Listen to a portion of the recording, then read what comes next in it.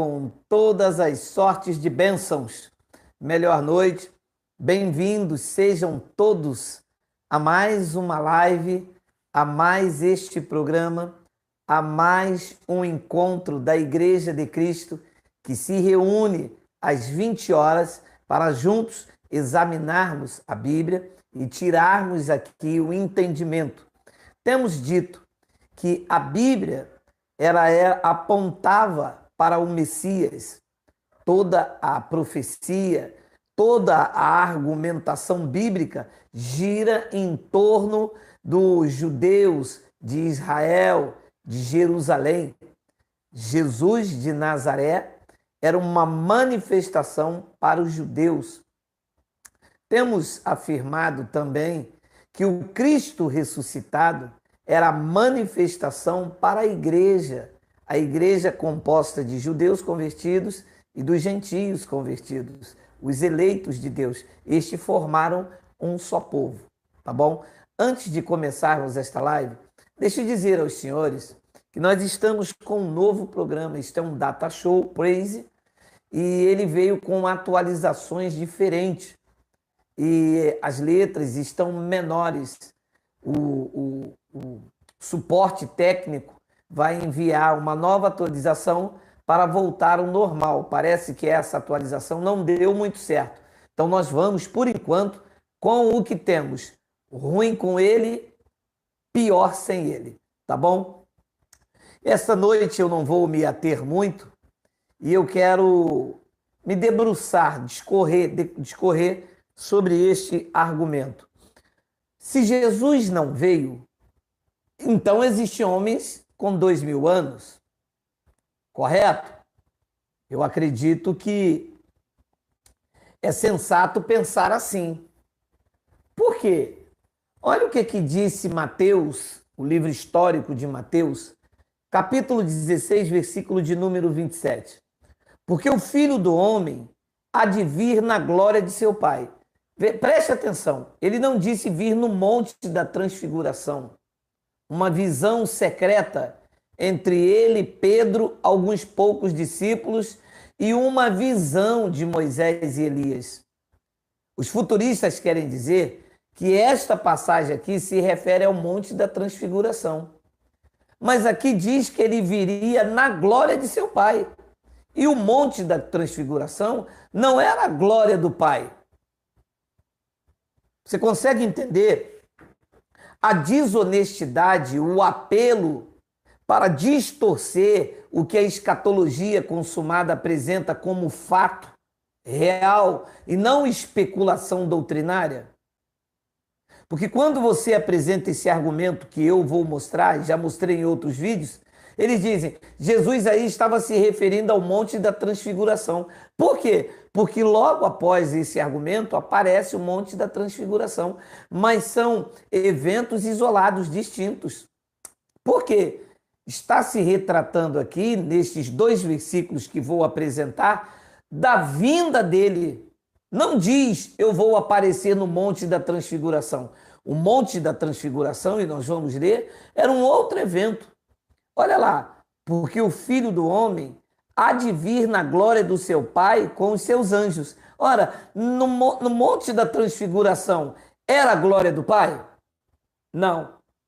Ali estava ele com os anjos? Também não. E lá no monte da transfiguração, ele estava retribuindo cada um ali com as suas obras, ou o que estava acontecendo era uma visão? Estava vendo o galardão dos judeus para que eles recebessem aquilo que eles fizeram a vida toda segundo as suas obras? Não. Então, o que está acontecendo aqui tem alguma ligação paralela com o monte da transfiguração? Claro que não. Por que se apresentam isso? Se apresentam isso porque é uma especulação, uma desonestidade doutrinária para tentar invalidar os argumentos corroborados naquilo que Jesus falou a respeito da sua própria vinda e não de outro. Versículo de número 28.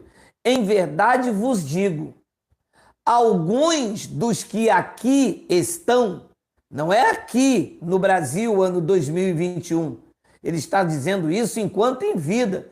Se o seu ministério teve 3 anos, Vamos então especular de forma coerente que ele está falando isso de 30 aos 32,5. Ele morreu com 33.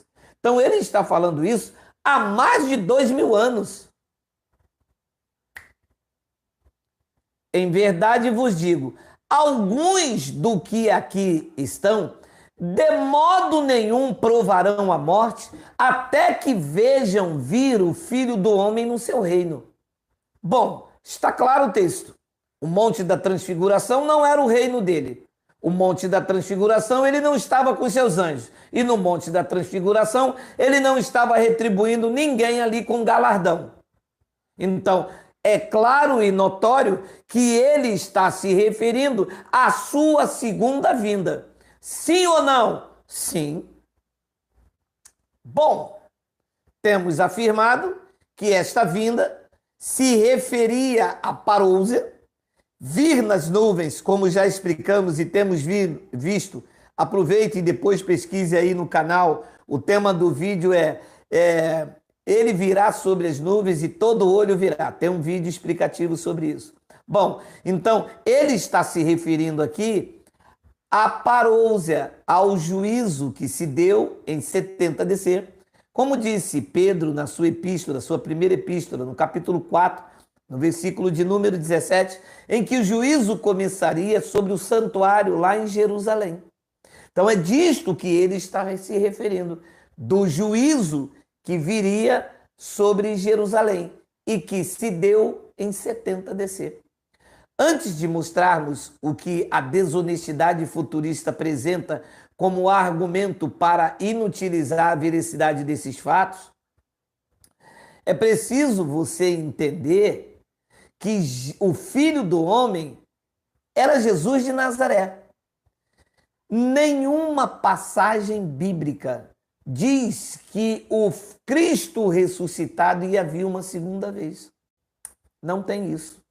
O que tem é que Jesus se referia a si mesmo como Filho do Homem, era um codinome. Aqui no Rio, no Brasil, se chama de apelido. Era o codinome. Jesus de Nazaré era o Filho do Homem. Não há uma promessa da vinda do Cristo ressuscitado. O Cristo ressuscitado não era uma manifestação para julgar Israel. O Cristo ressuscitado era a manifestação para a igreja formada de judeus que foram regenerados, lavados na cruz, e dos gentios que foram aproximados, enxertados nessa nova vida. Então, o Cristo ressuscitado era uma manifestação para a sua igreja, formada de judeus convertidos e gentios convertidos. E o Filho do Homem? O Filho do Homem era a manifestação de juízo para Jerusalém e Israel. A igreja, como desconhece essas duas manifestações, a igreja acha que Jesus vai voltar. Mas quem ficou de voltar era quem? O Filho do Homem. E nós servimos ao Filho do Homem ou Cristo ressuscitado? O Cristo ressuscitado. Logo, esta manifestação do Filho do Homem era esperado por quem? Pelos irmãos no primeiro século. Paulo viveu lá, Pedro, Tiago, Barnabé, Tito, era aguardado e esperado por eles com expectativa e, em contrapartida, sobre aqueles que passariam pelo juízo, não a igreja. Então é preciso entender isso, porque a igreja ainda não entendeu. Parte da igreja de graça também não entendeu ainda. Parte da igreja em graça está esperando Jesus de Nazaré, porque o Filho do Homem era Jesus de Nazaré. Clareou a mente? Como eu posso estar em graça e estou esperando Jesus de Nazaré vir nas nuvens? Porque era Jesus de Nazaré. Lembra quando os varões galileus estavam olhando, vendo Jesus de Nazaré, que ainda ficou por um período de 40 dias aqui, eles estavam vendo quem subiu, Cristo ressuscitado ou Jesus de Nazaré? Jesus de Nazaré. E os anjos disseram o quê? Aos galileus e não à igreja do novo pacto. Não a mim, não a você.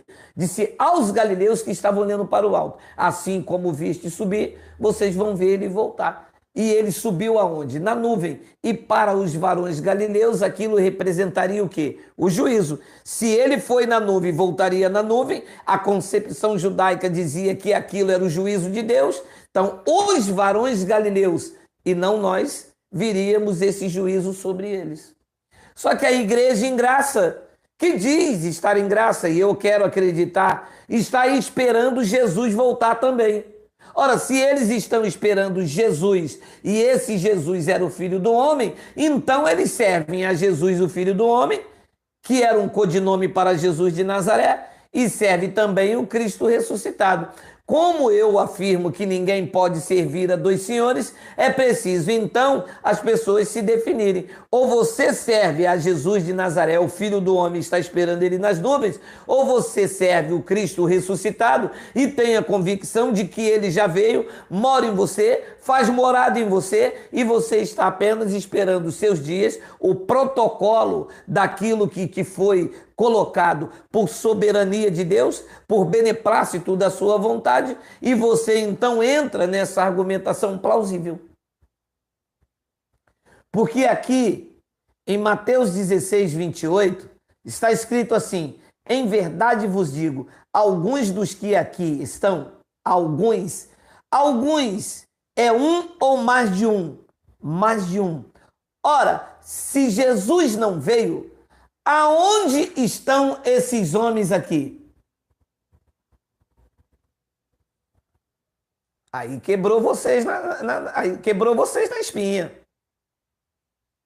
Aí ficou complicado. Se Jesus não veio, esses homens têm que estar vivos.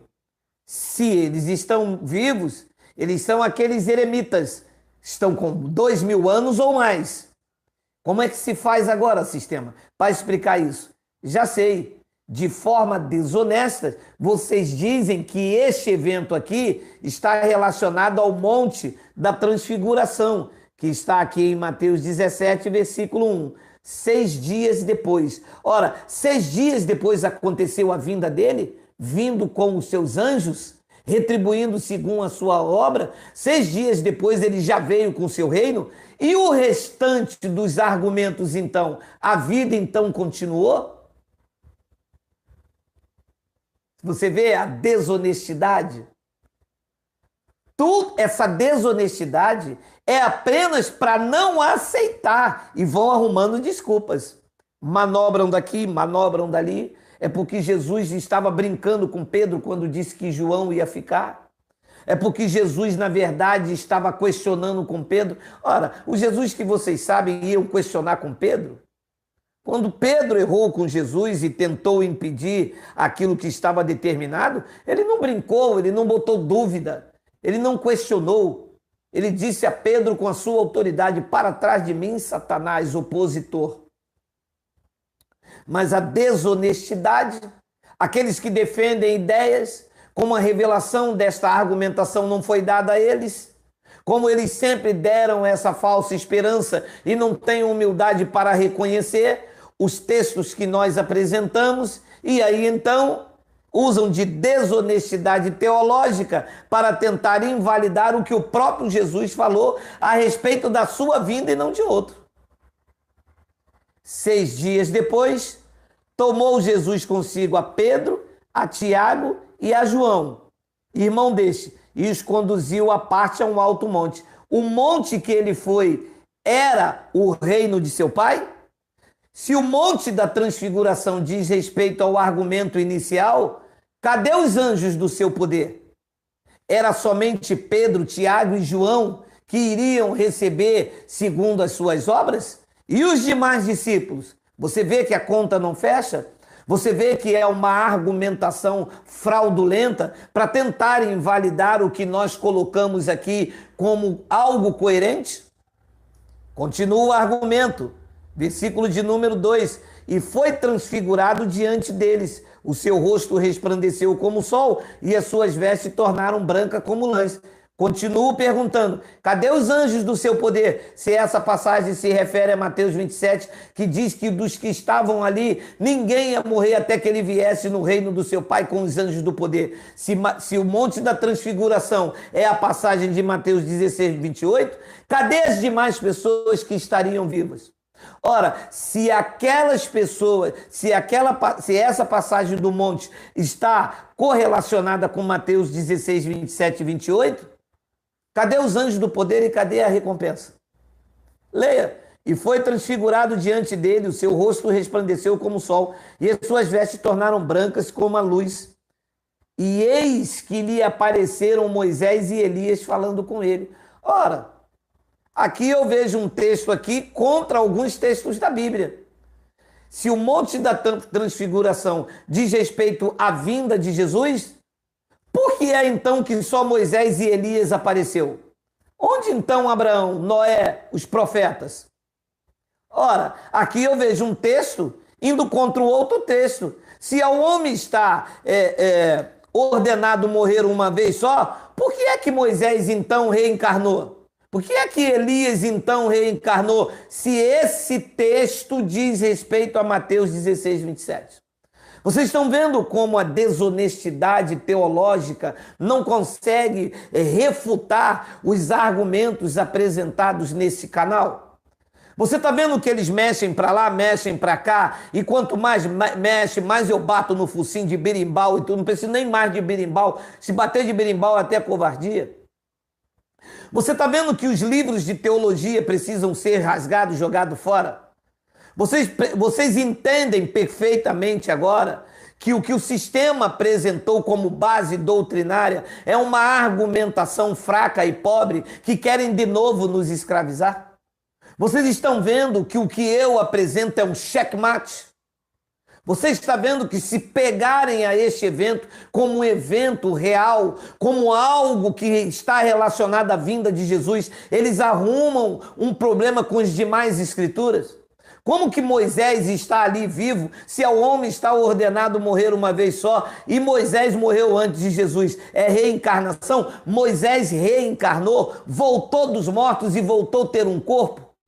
E este corpo de Moisés estava intacto também? Claro que a religião não consegue apresentar o que está acontecendo no Monte da Transfiguração.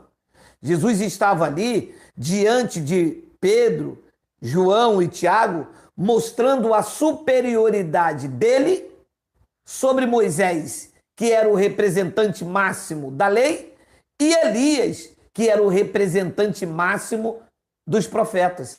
Ali, diante dos apóstolos, Jesus, próximo à redenção, estava mostrando que ele era superior à lei e os profetas, e estava tomando os dois, a lei e os profetas, como testemunho daquilo que ele iria realizar dali a pouco tempo. A vinda não era no Monte da Transfiguração. O Monte da Transfiguração estava testemunhando para os apóstolos da circuncisão, que eram as colunas da circuncisão, aquilo que ele breve estava para acontecer, mostrando a sua superioridade.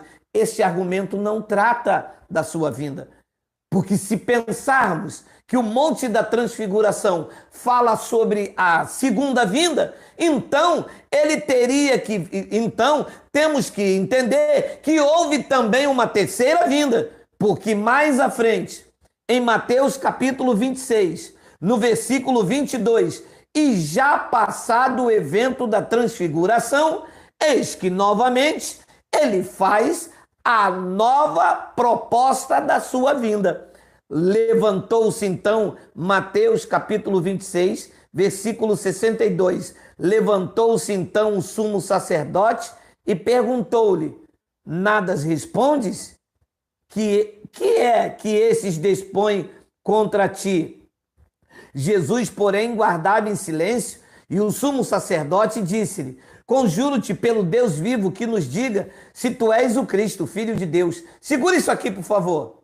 Ora, se o Monte da Transfiguração A vinda de Jesus em Mateus 16, 27 e 28 estava relacionada ao Monte da Transfiguração? Estava dizendo a respeito da vinda que ele falou? Ora, então, o que é que Jesus está fazendo aqui se lá em Mateus 17 era a sua vinda? A argumentação é fraca. Os argumentos são fracos. E aí, atacam, falam mal, faz o que não convém por torpe ganância.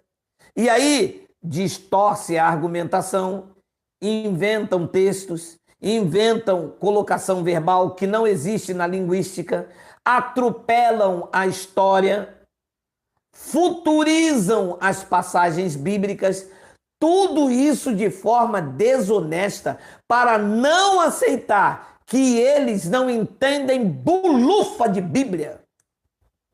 Vamos ler.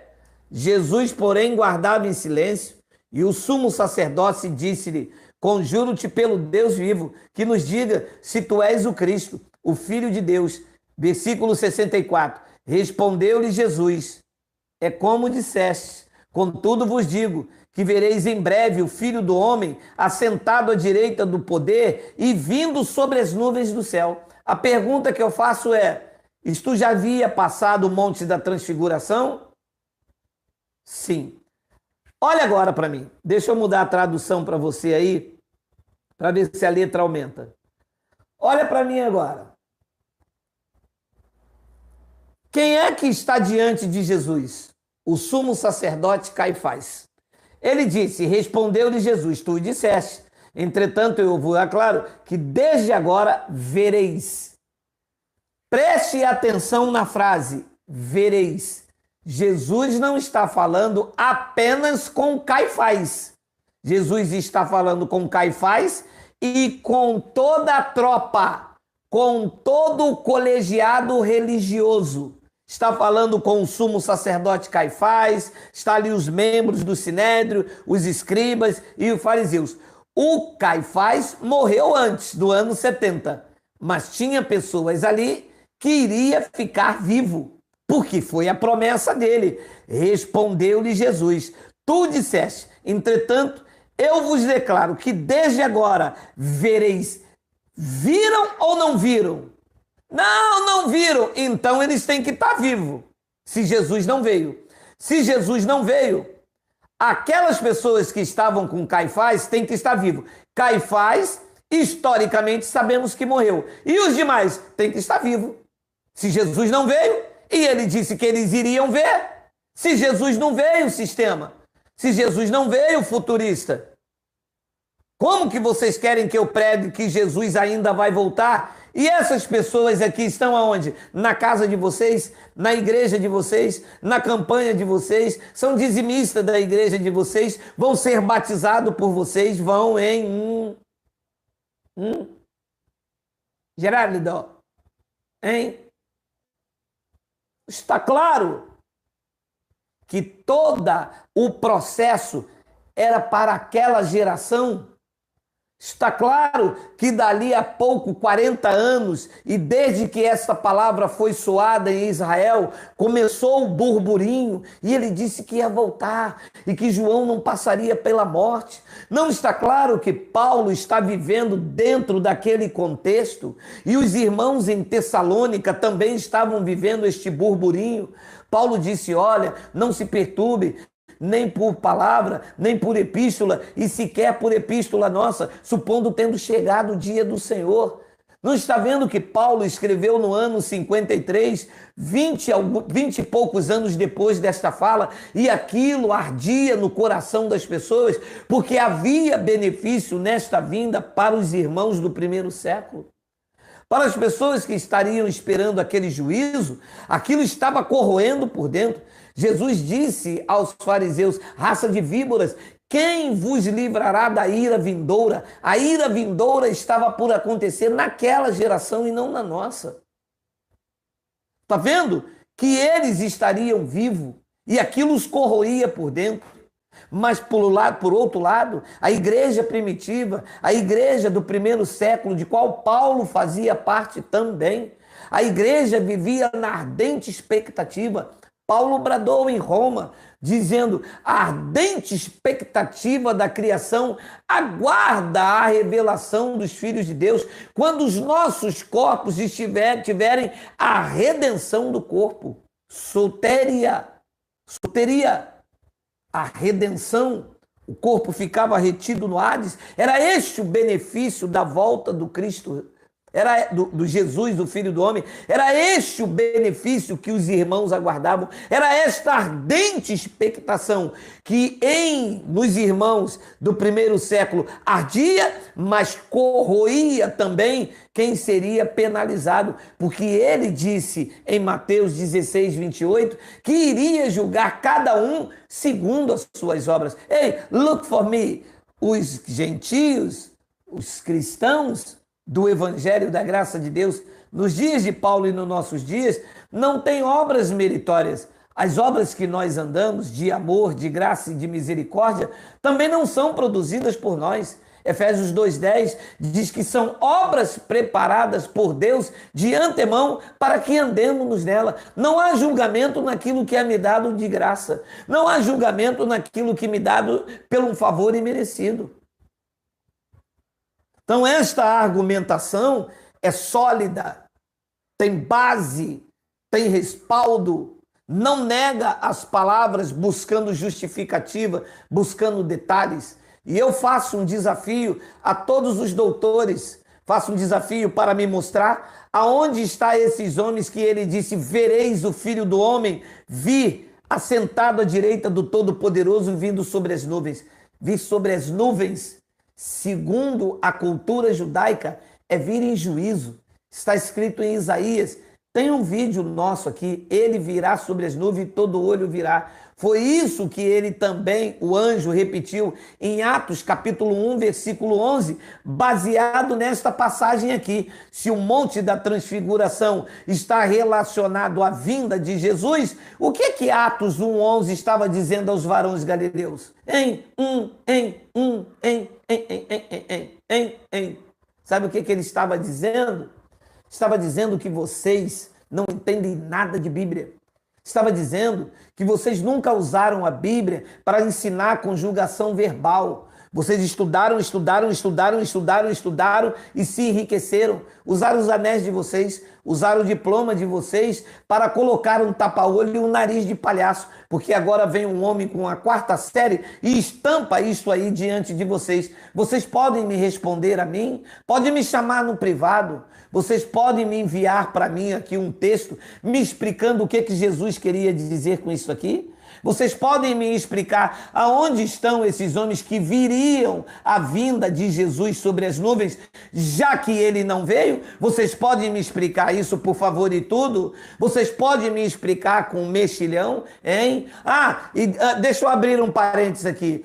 Bem breve nós vamos fazer uma receita, tá? Aí para os irmãos, mais para frente, tá? Esperar o pagamento sair. Voltemos aqui. Olha, vocês podem me explicar? Respondeu-lhe Jesus: tu disseste, entretanto, eu vos declaro que desde agora vereis o Filho do Homem assentado à direita do Todo-Poderoso e vindo sobre as nuvens do céu. Aqueles homens que estavam lá iam ver ele vir sobre as nuvens? Sim ou não? Sim. E cadê esses homens se Jesus não veio? Toma! Podia dormir sem essa. Gonga, la gonga. Gonga, gonga, gonga, la gonga. Ha! Podia ou não podia? Versículo de número 65. Então, o sumo sacerdote rasgou as suas vestes, dizendo: blasfemou. Que necessidade mais temos de testemunha? Eis que vocês ouviram agora a blasfêmia. Segura aqui. Aula de interpretação em graça, nível coisando. Por que o sumo sacerdote rasgou as suas vestes?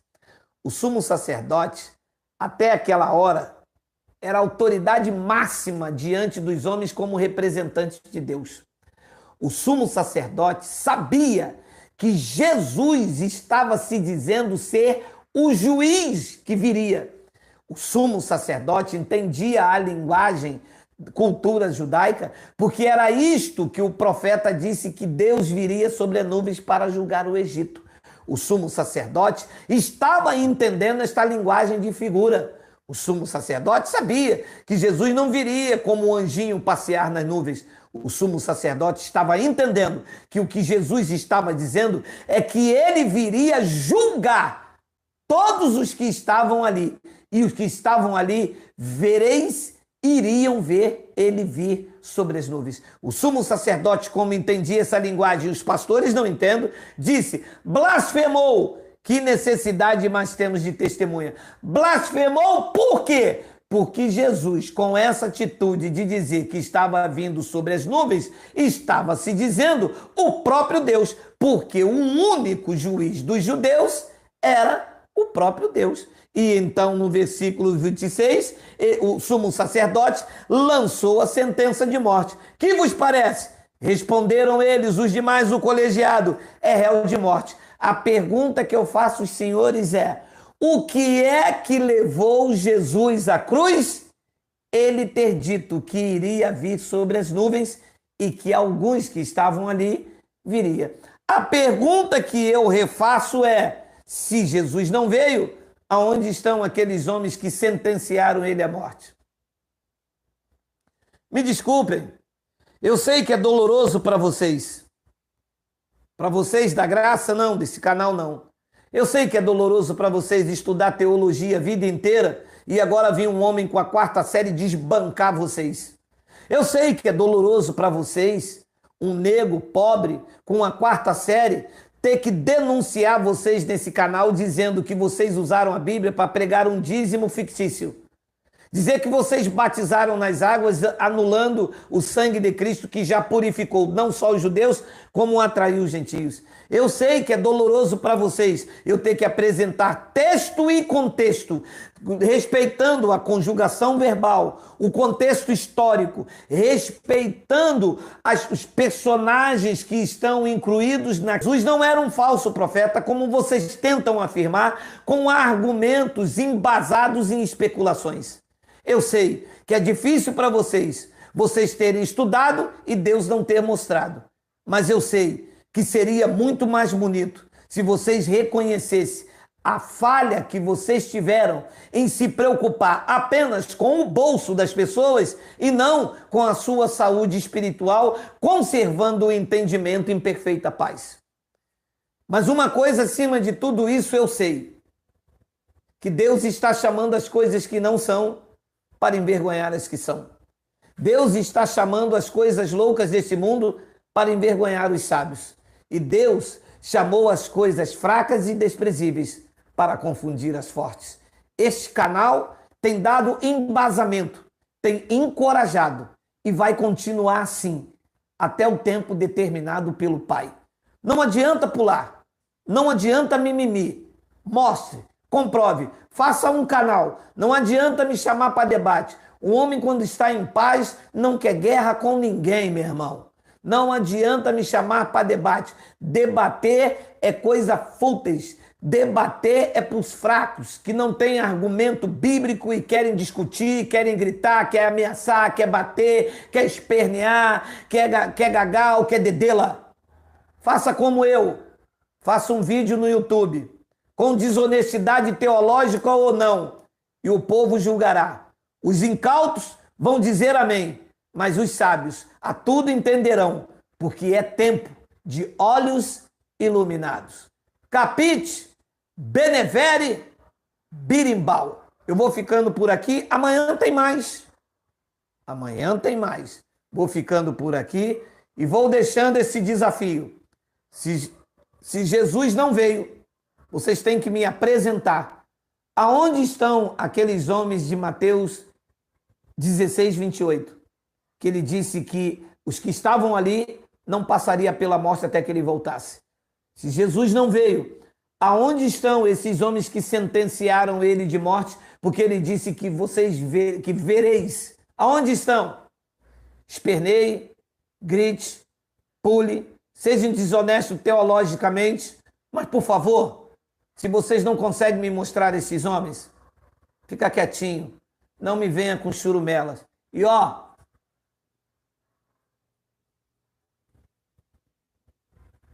Um grande beijo a esse canal maravilhoso e aos irmãos da graça. Compartilhe para cima deles. Vamos que vamos. É tempo de crescimento. É tempo de mente esclarecida. Assim é. Graça e paz.